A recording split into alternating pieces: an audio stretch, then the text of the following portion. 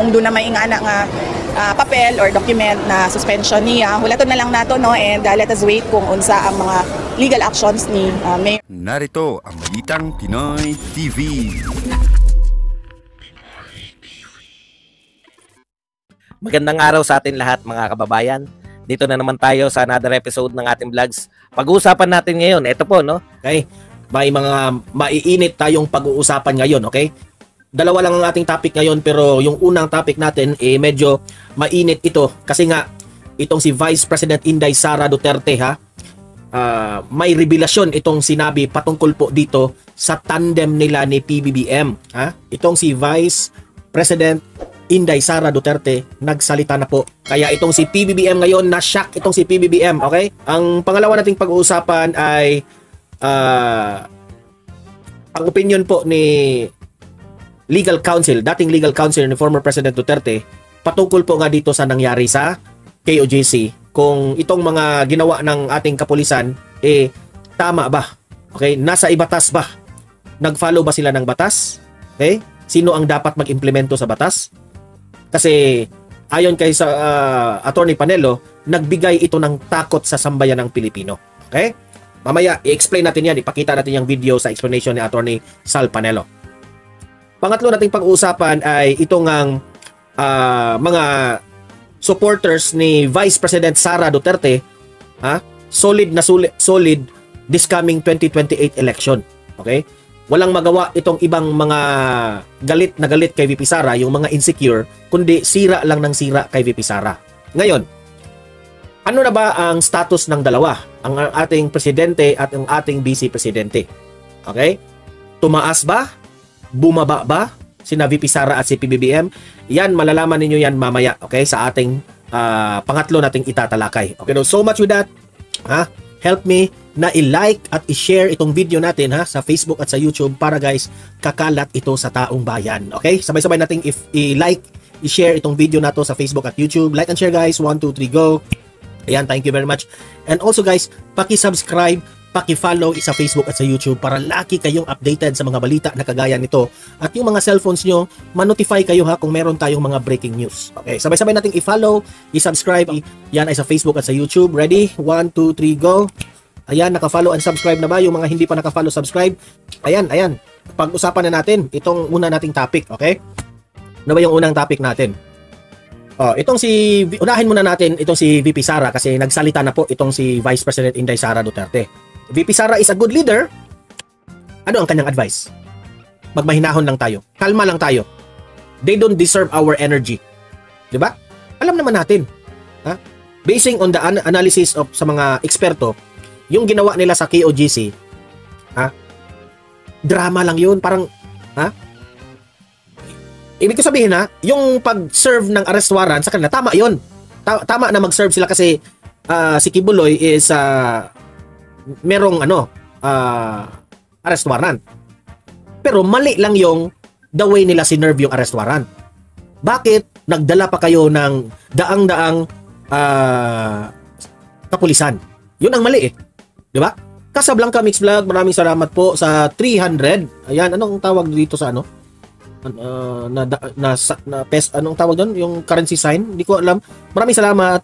800 ba yan? Maraming salamat ka sa Blanca Mix Vlog. Lagi itong nagpapakapi sa akin yung mga taga-Germany dyan, pakapi naman kayo. Maraming salamat ka sa Casablanca Mix Vlog. Ayan. Ano ba yung mga vlog mo, Casablanca? Gagawa ka ba ng Casablanca? Paborito ko yun, sino ditong nakatikim na ng Casablanca? So, ayan yun ang mali sa ating PNP. Kung anong drama, baka gusto nilang para magmukha yung Davao. Di natin alam ginawa nila yon para magmukha ang Davao na marami talagang mga anong tawag doon, mga pasaway na mga taong bayan natin. Pero hindi yan kinagat ng Davao sorry ka na lang. Patuloy tayo. Okay. Pansin-pansin naman na Yen from Japan. Sorry kasi wala kasing masyadong nagpapakapi dito sa aking channel kaya hindi ko so familiar with the currency, Kasi okay na ako kung walang magpapakapi sa akin, basta ako enjoy ko naman itong vlog Enjoy akong makapag-share sa inyo. Pero kung meron mang magpapakapi, maraming salamat, okay? Extra na snack ko na yan. Casablanca Mix Vlog. Hindi na po ako ano tawag dyan? Anong tawag dito? Hindi na po ako nag-vlog, sir. Masyado busy po.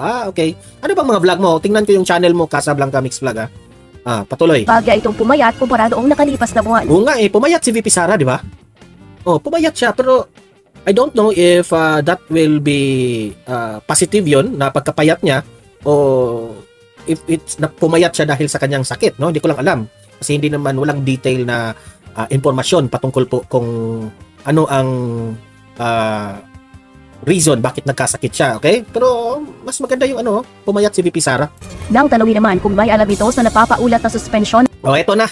Ano ang masasabi ni VP Sara patungkol po dito sa haka-haka na isuspinde itong si Basti Duterte? Si Harry Roque naman ang nagsimula nitong ibinalita, di ba? Ang kanyang kapatid Yuni Bagman, no? Shout out, host. Good evening po sa lahat. na si Davao 7 Mayor Baste. Seiya Senpai!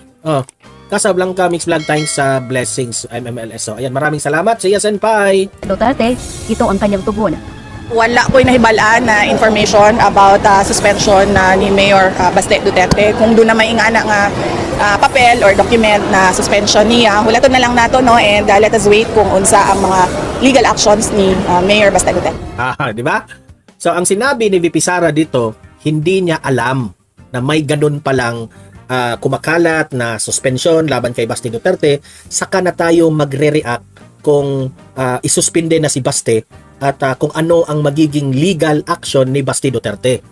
Nabanggit kasi ito natin kasi mas inunahan pa nitong mga vloggers especially itong mga dilawista vloggers, itong sina Mike Abe, itong mga tanso vloggers na ito. Na bakit raw si VP Sara plastic raw, hindi nagkokomento. Nagkokomento na siya. Pero hindi ito kagaya sa inyo na sobra kayong marites. Sobra kayong marites Pero yung sinabi ni Attorney Harry Roque patungkol po dito sa suspension na ito, posible yun. Bakit ko ba nasabing posible yun? Kilala natin si Attorney Harry Roque. Marami itong kakilala po sa mga government officials. Dati itong spokesperson ni former President Duterte at nagtatrabaho siya sa Malacanang. Okay? And to tell you frankly, marami pa ring nagtatrabaho sa administrasyong Marcos na dating mga nagtatrabaho kay Duterte. So siyempre, meron talagang mag-leak na mga information na itong si Baste isuspinde. Pero naunahan sila dito ni Roque. Baka posible yon. Naunahan sila. Inunahan na ni Roque kasi kung may planong ganyan, mas mabuti yung unahan mo para mabasa mo yung galaw ng kalaban. Magandang gabi, Idol. Ano ba ang nangyari sa takbo ng bansa natin? Ang resulta nito, ang mga mahirap ang kawawa nito. Franciskim Akma. Ito yung problema.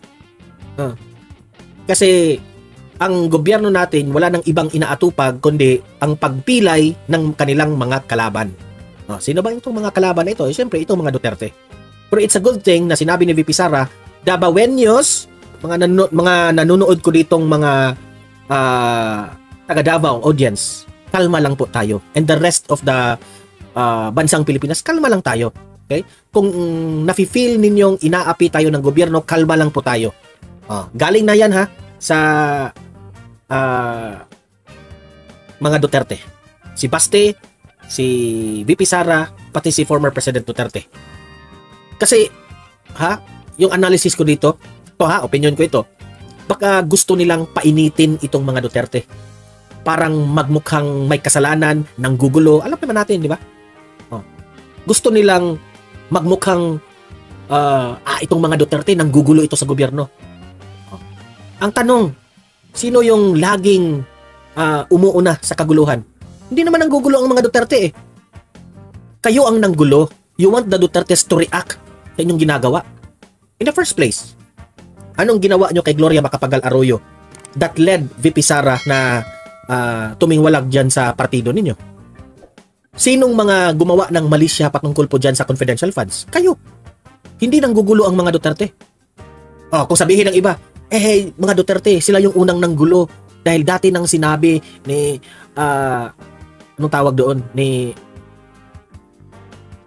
former President Duterte na bangag yung ating presidente, nakita yun sa PDEA leaks, ganun ganyan.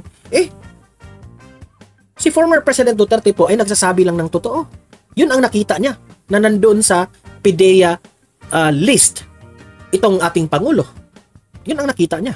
Hindi ko sinabing nagsisinungaling si Duterte. Oh. Itong gobyernong ito, pwede niyong ipaimbestigahan yun. Oh. Di ba? Pero I know ongoing yun kay Morales eh. Hintay lang tayo dyan. Oh, di ko sinabing totoo yun o hindi. So kung mapapatunayan na hindi yun totoo, di hindi yun totoo. Kung napapatunayan yan na totoo, yan ang problema. Oh, let's see kung ano yung kahinatnan niyang hearing na yun pagbalik ni Bato, di ba? Kasi nag-recess pa ang Senado ngayon, di ba? Oh. Jane Bamblit, ayan, Clara Ibarra, hello po sa inyo. Oh. Mark Daniel, si Fernando po Jr. magpabugbog muna bago lumalaban. Ubusin muna ang buong lakas ng kalaban bago babanat. Oh, yan ang ginagawa ngayon ng mga Duterte. Di ba? Oh, ang aking analysis dito, ang opinion ko dito, maganda itong ginawa ni VP Sara. Hindi na siya pumapatol doon sa mga tira ng mga kalaban kasi nandyan naman si former President Duterte. Nandyan naman si Atty. Harry Roque, si Panelo, si Pulong Duterte, si Basti Duterte. Yun ang kumalaban, di ba? Sila yung nagsasabi talaga kung ano yung kulang ng gobyerno. Ito na nga mga kabalita. Ano na ang masasabi nyo patungkol sa balitang ito? Please comment down below mga kabalita. Pag-usapan natin yan sa comment section. At kung di ka pa nakasubscribe sa ating channel, baka naman